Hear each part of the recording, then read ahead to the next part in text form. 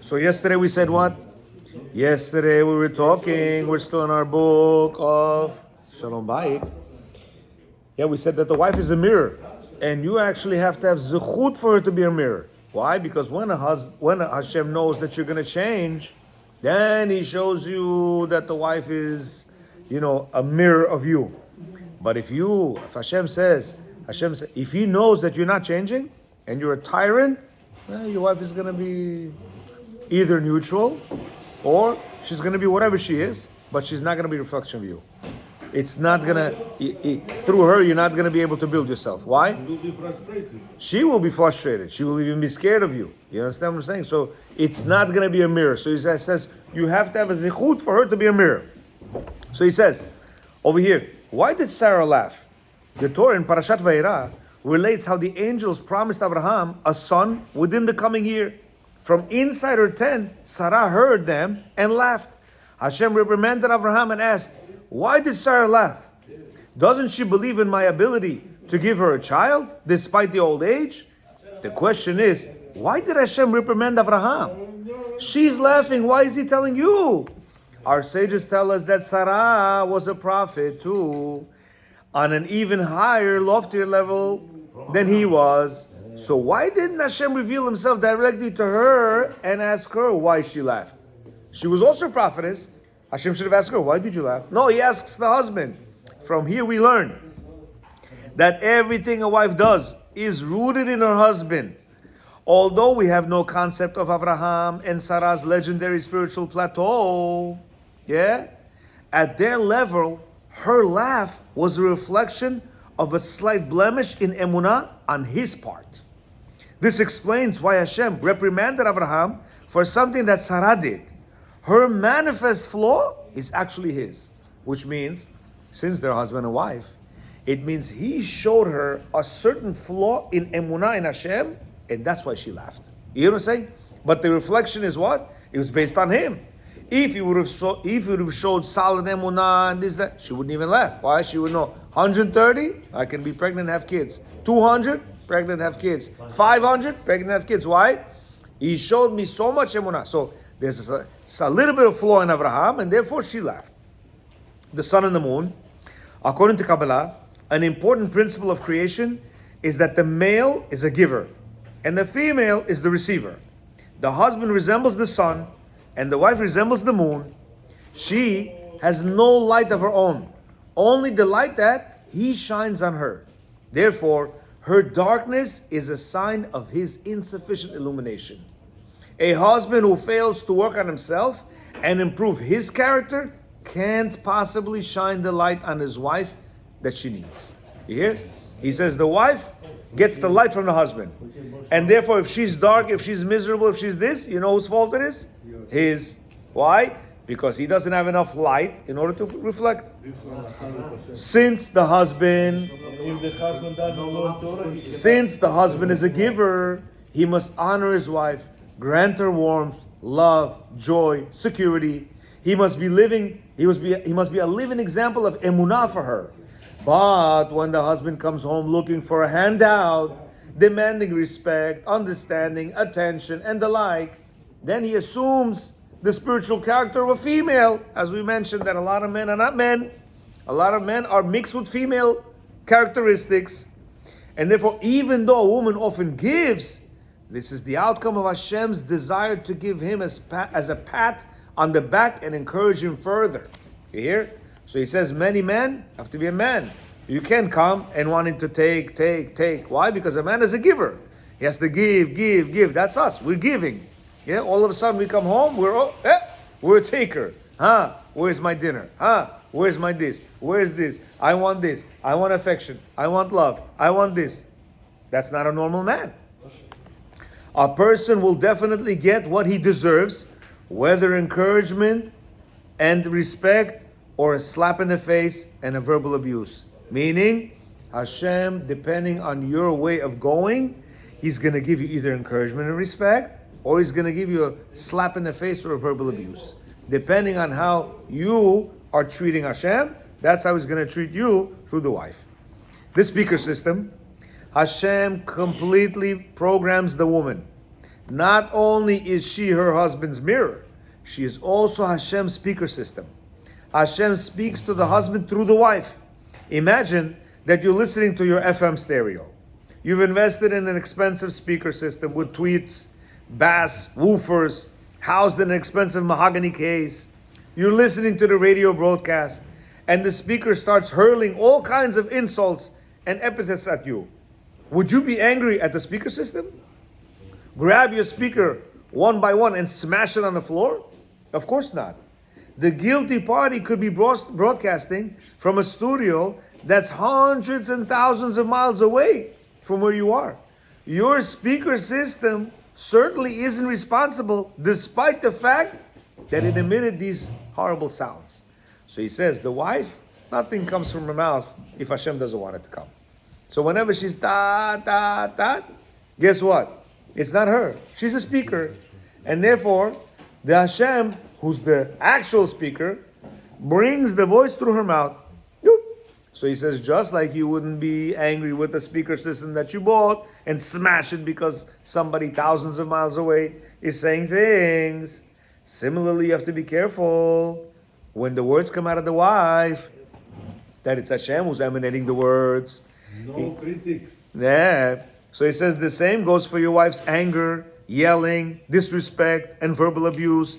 She's not the one who's talking. Hashem is. For that reason, the husband should listen to what she's saying, even when it stings. He should no sooner be upset with her than he would be at the stereo speaker system. It's not easy. I'm telling you from experience. Whatever he's saying is not easy, because at the end of the day, when you hear these things, you're like, where's she coming from? I don't understand. What's wrong with her? Is she normal? Why is she talking like this? Well, did I say anything bad to her? Yesterday, when you were not here, he says that when Hashem wants to portray a certain character through her, he's going to take your little character and blow it up 1,000 times in her. So let's say you have a little bit of anger. You get angry when somebody, but you don't blow up. Guess what? She's going to blow up to the max. Let's say you're a little bit stingy on, she's going to become such an expenditure woman, like, what's going on over here? What's going on? Like to the max. He says, so therefore, a lot of times when she's going to be a speaker for Hashem and she's saying things, it's going to be to us like, what is she talking about? If she's my reflection, what is that? I don't understand. I'm not like that. Here? He says, no, you are like that. But in order for it to be penetrating into you, he magnifies it in such a degree in her that you will not be able to see it. Here, the tape deck. He says a wife also resembles Hashem's tape deck. He inserts the disc that her husband needs to hear. When Hashem wants to encourage the husband, the wife speaks words of kindness and reinforcement. When Hashem wants to arouse the husband to do teshuvah, the wife speaks words of insult and anger. Does it now make sense to blame a distasteful disc recording on a tape deck? In essence, that's what a wife is. Hashem's tape recorder, a tape deck. Arguing with her or retaliating is like arguing and retaliating against a tape deck, a totally absurd notion. Imagine you put a tape and the tape is telling you all kinds of things and you're like, you, boom, boom, boom. Like, what are you doing? It's a tape recorder. So first, the wife is a tape recorder. All she does is whatever Hashem says, rather than fighting against Hashem's tape deck, the husband should open his ear and listens to Hashem's message, no matter how unpleasant it may be. It's, by the way, what he's saying sounds good, right? But it's gonna be nasty, because you'll be like, I don't understand. That's not me. I'm sorry. My wife is not a reflection of me. I'm not like this. He says, no, you are. It's not a mistake. He says, we often see that apparently a model husband still suffers insults from his wives. Despite the husband's outer conduct, Hashem knows his innermost dimension. Hashem therefore does what's needed to stimulate self-assessment and teshuvah.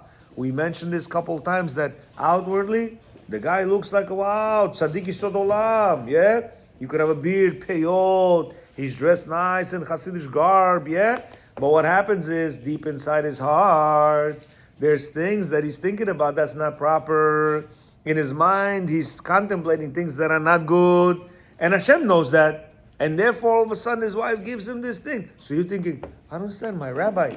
He's a very, very good rabbi. What's going on? Why is his wife giving him like this? He says, because Hashem knows exactly what's in his mind. And therefore, he's giving him a nice baboom. Sometimes the wife reacts in a way that certainly doesn't seem to reflect the husband's behavior. This is a clear sign that Hashem is relaying a message for him by way of her. You hear? Even if you think, how could that be? I don't understand.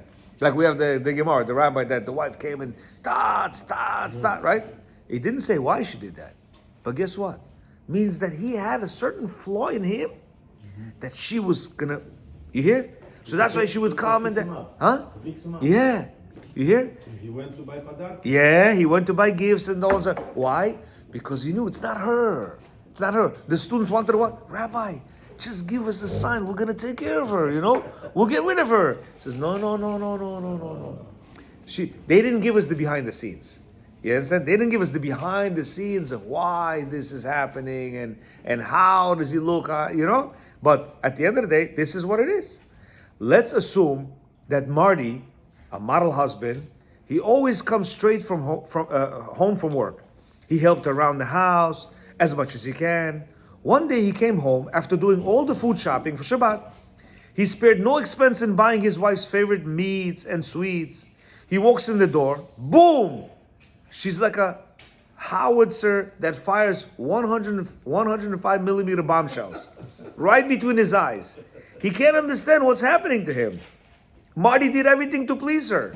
And now she's pouring hot coals of anger and insult all over him. Wow. Why is she angry? Why did Hashem insert this CD of wrath into her throat? He buys her flowers. He knows she likes chocolate. He bought chocolate.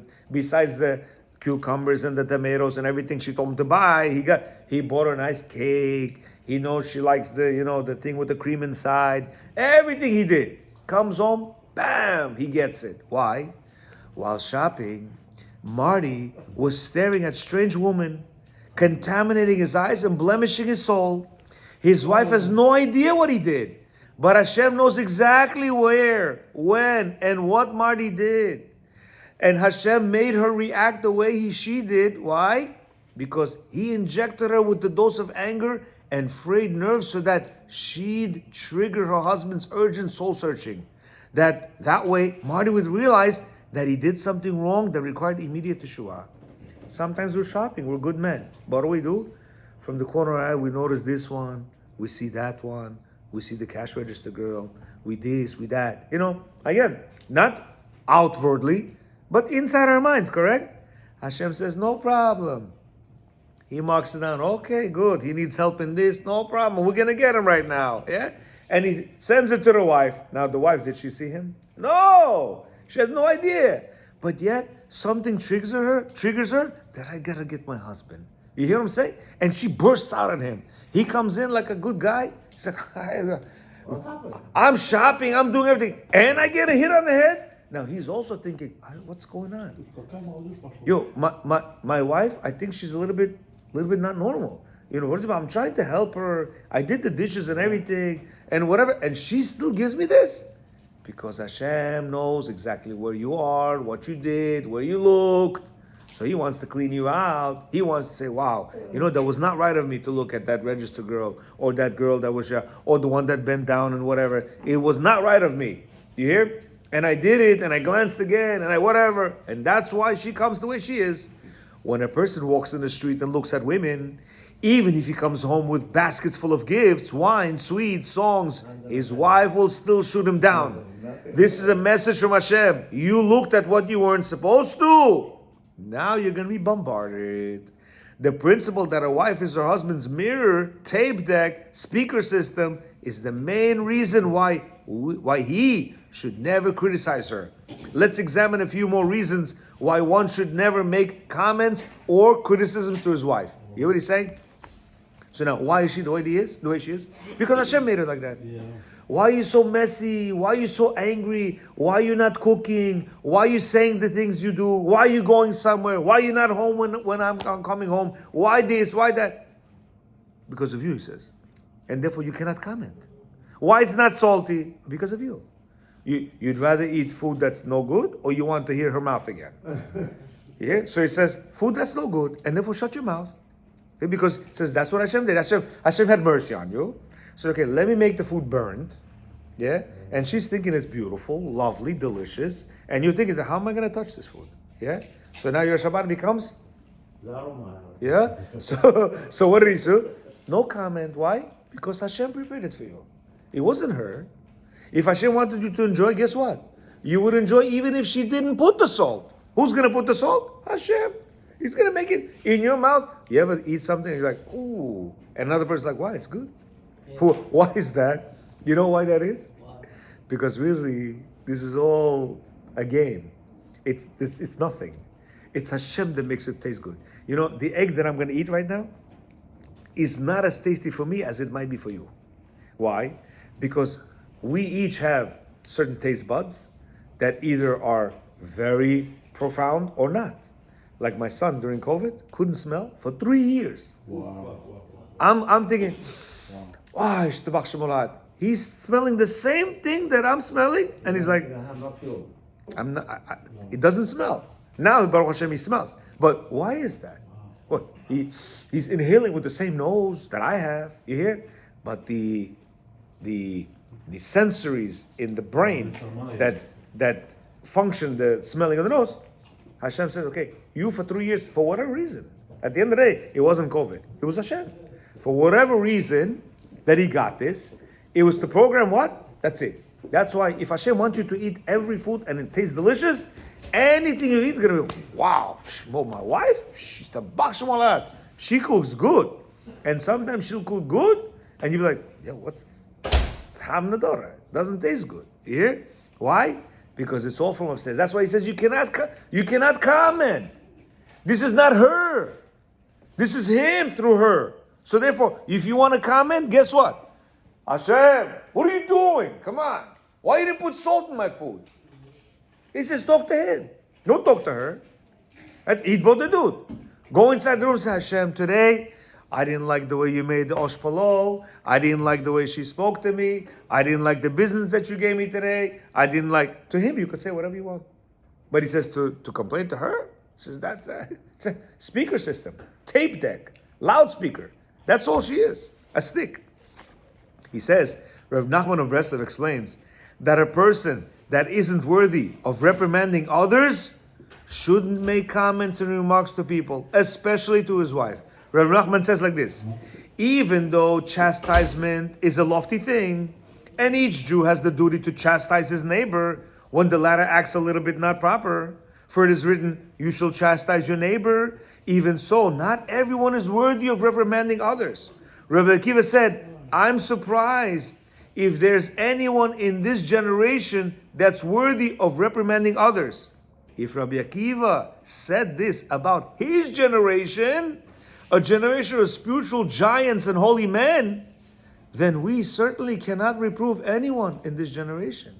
Yeah, Rabbi Akiva was worried. I wonder if there's anybody in this generation that can reprimand another person. What does that mean? Meaning, if you do something bad, say, oh, what are you doing, Roberts? Are you okay? You can't do that. You can't do this. You can't do this. You can't do that. You understand? He says, who are you to talk to him? Well, you do the same thing. Roberts, get off your phone. And meanwhile, I'm on the phone. If you look at it, 5 hours a day. You understand? So how can I tell you to get off the phone if I'm on the phone 5 hours a day? By the way, I'm not. But I'm just saying, you know? So you can't do that. Don't watch these kind of things when a person himself is watching. You hear? So he says, how can you reprimand somebody when you're doing the same things? Therefore, we cannot. Rav Nachman continues to explain that chastisement from an unworthy person is not only ineffective, but damaging as well. It's remindful of an object that is foul odor, smells bad. As long as you don't push and prod the object, it doesn't exude bad smell. But as soon as you move it, the object starts smelling bad. The same goes for the soul. If the soul has transgressed, then chastisement is like prodding the soul and arousing the soul's blemishes and uncorrected traits, which give off a spiritual foul odor that cuts the soul off from their source of divine abundance. You know, there's a pagaborka. There's a saying in Russian. Yeah, Nitrogen. exactly. Don't touch Get whatever that so it doesn't smell. Сухое не трогай. So that's what he's saying. He's saying, how can you touch this soul that is not completely there if you're gonna start prodding it, right? He's not ready for this reprimand. So therefore you're gonna dislodge it from its original thing completely. You hear? He says a soul thrives from aroma. So when the person who chastises arouses the foul odor of the soul, that soul is debilitated and consequently cut off from divine abundance. But when the person that chastises is worthy of reprimanding others, then his chastisement arouses the good aroma of the soul. For one's chastisement must be on the level of Moshe's chastisement, which means there's many ways to say to a person that he's wrong. There's the, oh, what are you doing? You know you're not supposed to do that. That's it, you kill the guy. Why? Okay, he's wrong, but he's not ready to do whatever you wanted to do. And therefore, now you just uprooted his connection to Hashem even more. You distance it. But if you come to him, say, oh, tzaddik, such a tzaddik. I like when you do that, And then you tell him, but the slightly better way to do it is like this, and this way you get the full. Oh, the guy's like, oh, wow, So you just said the same thing to him, but in two different ways. So therefore he says, if a person is smell odor, he has a good odor, meaning he's a person with understanding, he understands how to speak to people. If he now gives, words of reproof to a person who's not doing the right thing, that's already a different thing. He puts the person more closer to Hashem. If he doesn't have flaws himself. That's true. Or he might have certain flaws, but he understands how to, there's nobody flawless. Right. Yeah? All of us have something that we're, maybe in lacking. This area he doesn't have. Okay, good. In order to reprimand other people, a person must be on the spiritual level of Moshe Rabbeinu. And if Rabbi Akiva said that there was no one in his lofty generation of the Tanaim that was qualified to reprove others, Rev Nachman of Breslov said the same about his generation. Also a generation of giants, such as the Chazon of Lublin, the Konetzer Magid, the Reb Mendel of Rimonov. So there were many, many different rabbis of his nation. And still he said there's nobody here that could reprove. Then we certainly can't make even the slightest remark to another person, especially our wives. It says those who continue to remark and comment about others and to criticize them are making a grave mistake. He says when a wife is not dressed properly, who are you to open your mouth? Listen, it's not proper that skirt, it's not proper that shirt. You hear? He's saying why? Because you're also not tzniut in your certain ways. So therefore he says, how can you reprove?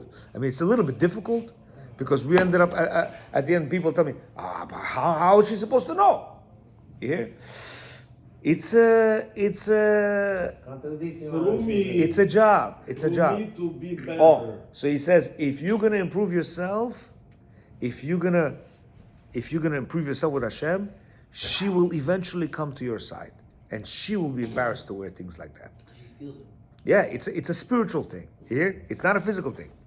He says, the Torah requires a person to reprimand his fellow man only if he doesn't do harm to that person. True chastisement is designed to release the burden of sin from person's shoulder. He says, from a person, the reprimands that come from the mouth of an unworthy person simply call attention to the burden of sin and make it even more unbearable burden. So it looks like none of us are able to say to anybody anything. You hear? Most reprimands weaken people and break their hearts. They say to themselves, if I'm such a loser and everything I do is wrong, how can there ever be hope for me? Many fall into depression and give up their struggle to improve. Some may even fall by the wayside and throw off the yoke of Torah and mitzvot altogether. So rather than helping others, the person that criticizes and chastises does grave damage. Rabbi Akilov told me recently, remember? Somebody's daughter went off to derech, and then she came back. What was the answer? How did they? With love. With love. Yeah? she was on Shabbat going and, staying until 2, 3 o'clock in the morning. What did her father tell her? Whenever, If not Shabbat, yeah, if you drink too much, yeah, please call me. I'll come to pick you up. you hear? The father, yeah, the father says to the daughter, if you're going to be drunk to the point that you cannot drive, call me, I will come pick you up. Even on Shabbat. Even on Shabbat. Shabbat. Meaning, he would probably call Uber or whatever. He wanted to say, I'm here for you. He sees the daughter is broken. You understand? He sees. And what we would do? You're this, you're that, you're that. Get out of my house and whatever. What would you do? You'd kill this person. She eventually came back completely. Yes. She eventually came back completely. What was the root cause of her coming back? Love. Is that they just showed her love. It's very hard. Don't get me wrong. None of this is easy. But guess what? Going to the gym and picking up 50 pounds is not easy. We first pick up 5 pounds, then 10, then 20, then 30, and then we pick up 50 with ease. But in the beginning, if you pick up 50 pounds, it's very hard. So we have to start somewhere. And that's where he's saying that we have to work on ourselves. Because the only way you could pick up the 50 pounds is when? Not when somebody else worked on themselves. He'll be able to pick up the 50 pounds. But what about you? You will not. It says the Chazon Ish of blessed and saintly memory gave a ruling that there is no one that properly knows how to reprimand in this generation. And therefore we must show love towards our neighbor. Only love. The neighbor is going to do this to you. He doesn't keep Shabbat. He like that. He parks in your thing. He da. Everything you don't want a neighbor to do, he does. He says, how are you? Everything good? Put in a basket for you. Yeah, I had a person in my neighborhood who did really wrong to me. Mamash. And I wanted to, I don't want to have grudges. 1 year Purim, 2nd year Purim. I think this was either the 3rd or 4th. You gave me Shloch every year? I didn't, You did. but I wanted to. But I'm like, he's one of those. He'll be like, he could throw in your face. You know what I mean? He's one of those. So this year, like Mamash Hashem, they wanted me to, as I'm coming to the house, I see him walking his dog. So I was like, okay. So I went into the house, I took one Mishloch Manot, and I came over there, he was in front of his house. And I go, hey, Chag Purim. He's like, what is this? Anyway, he did it. Huh? Anyway, he did what he said. Yeah, he did it. I was like, no, it's Purim, a person shouldn't hold a grudge, this and that. And I said, I'd like to give it to you. It's like, if you say so. Meaning, I don't care. yeah, I don't care. You want, you could leave it. You don't want, whatever. That's the guy. Is it him? No. At the end of the day, it is Hashem. It is Hashem. Huh? What do you do after? Nothing. I thought he was going to give me a basket, but no. Okay, man, basket. I'm stopping you. No, whatever. Listen, I haven't seen him since. But whatever. That's not the point. At the end of the day, that's also Hashem. I lost money with him. And it was my fault. I helped them. You have attached house Yeah. or is that, No, he's not my neighbor. He's across the street. is it you have a I have a attached house. you own I have a attached house. But it's not about the house. It was just whatever. I helped them with something and they threw me out and whatever. It was. But the point is, I didn't have to come to him. But because I didn't do it. He's the one who started it. But I said, okay, let me break the ice or whatever. I gave it to him. But it says, until now, we've been speaking about a man and his fellow man. A wife is all the more in need of her husband's sensitivity, respect, and constant encouragement. Comments and criticism are devastating to her. A wife's entire vitality depends on her husband's kind words. You're not married yet? Advice from 26 years of marriage, 20 years of marriage, 40 years of marriage, 30 years of marriage. Zero. Please, when you get married tomorrow, if you want to be on heaven, you never, you hear? You never comment on your wife. Always nice words. Wow, you're so wonderful. You're so beautiful. You're so this. Even 26 years later, they want to know, you're so beautiful. Wow, you're gorgeous. You this. I'm like, come on. I said it yesterday. No, but look at me. I have a different outfit today. You understand? Again, you have to. I'm like, okay, give me time. I just saw you. No, you should say right away. Then when you saw me, it's this. It's hard, but you want to be in Gan Eden. That's what you got to do. You hear? Says remarks don't help. By nature, a woman can't acknowledge a fault or a mistake, even when someone gently reproves her. Even more so when strongly reprimanded, no wife will accept her husband's words. Therefore, a husband's remarks are useless. So even just women in general? Zero. Every woman. Every woman. He says, daughters, yeah, same thing. too. Same thing. But a daughter will listen to you from the father aspect. But she doesn't want to hear it. So you got to be a little bit innovative on how to do the daughter. Our sages say that just as it is a mitzvah to chastise one that heeds, that one that listens, it's a mitzvah to refrain from chastising a person that's not going to listen. Yeah. Since the wife can't listen to her husband's criticism, then his remarks will only increase tension and animosity.